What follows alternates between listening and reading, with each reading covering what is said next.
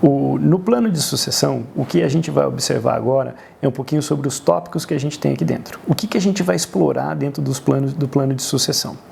Primeira parte, a gente vai continuar entendendo o plano de sucessão, o que é, para que serve, a quem se aplica. Depois a gente vai observar um pouquinho mais sobre os benefícios do plano de sucessão, como criar um e, por fim, o que a gente deve fazer no final, entre monitorar e revisar esse plano. Vamos começar? A primeira parte, eu acho que mais importante, é da gente entender o que é um plano de sucessão. E um plano de sucessão nada mais é do que você preparar um conjunto de pessoas para que eles possam assumir o seu negócio. E essa ideia de você poder preparar isso leva tempo. E a gente tem que agora criar um sistema e um formato que a gente possa desenvolver essas pessoas e que a gente possa evoluir nesse sentido. É isso que a gente vai olhar dentro desse curso, tá? Um plano de sucessão, ele principalmente para a área de saúde, ele tem ganhado notoriedade recentemente. Vale aqui a gente relembrar um pouquinho no passado como as coisas aconteciam. Então, na década de 80, o que a gente tinha era um modelo onde simplesmente os profissionais da área de saúde deixavam de atender aquele público, os pacientes que eles possuíam, eles tomavam uma decisão de maneira opcional ou quase que muitas das vezes obrigatória de não vir no próximo dia trabalhar, e nesse processo um outro profissional assumia aquela posição e continuava o atendimento daquele antigo profissional. Era assim que se passava. Nessa época, a coisa mais importante que se podia ter era o telefone. Então, quem tinha o telefone daquele profissional de saúde, que era o mais famoso, o mais recomendado, as pessoas buscavam aquele número.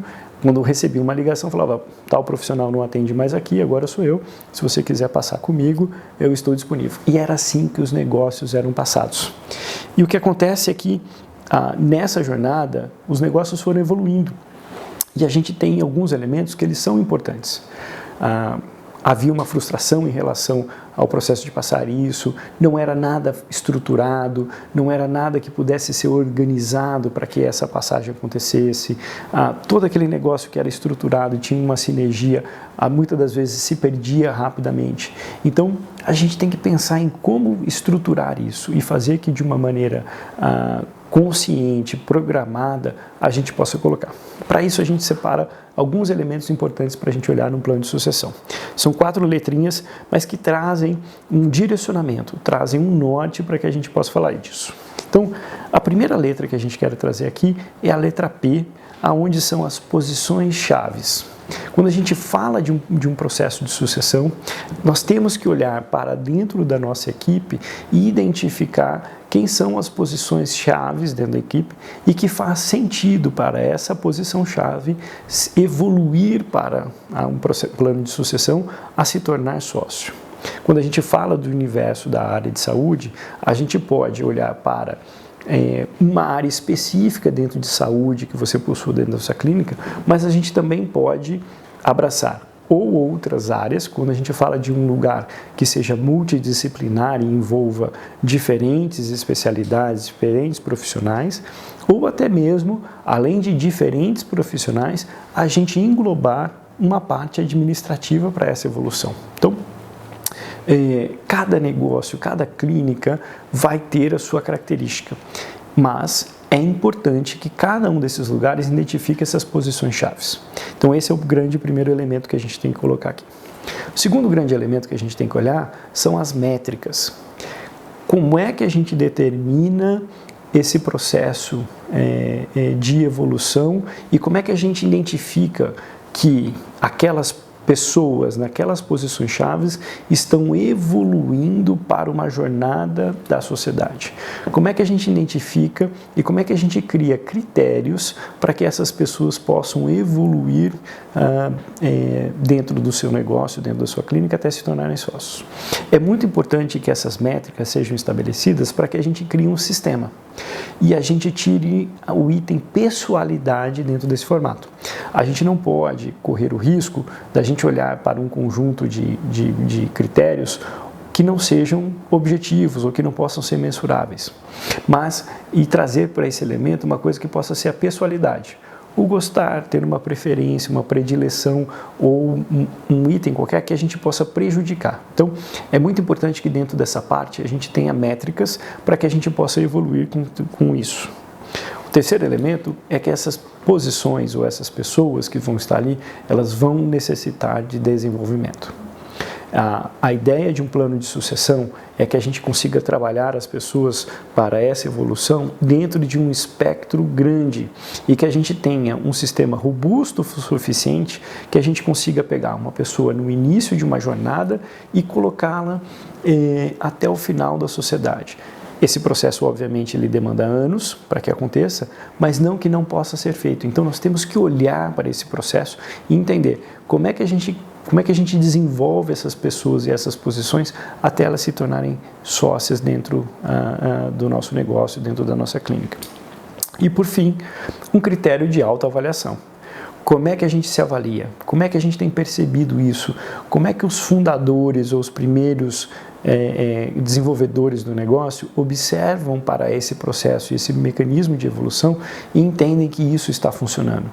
Quais são as diretrizes e quais são os indicadores que nós vamos olhar para dizer, olha, temos um sistema robusto o suficiente e que tem gerado essa evolução e atendido as nossas necessidades, né? Dito isso, temos um item muito importante, né, que é a razão, o porquê de fazer esse plano de sucessão. O desejo em fazer um plano de sucessão é porque a gente gostaria, e essas pessoas, que esses negócios eles tivessem uma perenidade, que eles não acabassem em si mesmos, né?